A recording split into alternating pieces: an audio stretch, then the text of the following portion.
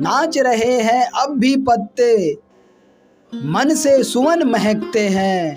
चंद्र और नक्षत्र ललक कर लालच भरे लहकते हैं। बैतालिक विहंग भावी के संप्रति ध्यान लग्न से है। नए गान की रचना में वे कविकुल तुल्य मग्न से है। बीच बीच में नर्तक के की मानो यह कह देता है, मैं तो प्रस्तुत हूँ देखे कल कौन बड़ाई लेता है।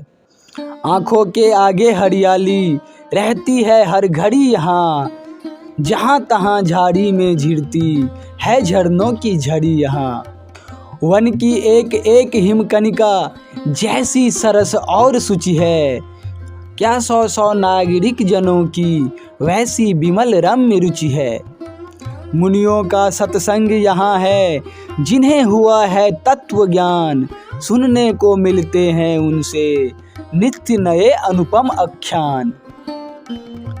जितने कष्ट कंटकों में है जिनका जीवन सुमन खिला, गौरव गंध उन्हें उतना ही अत्र तत्र सर्वत्र मिला।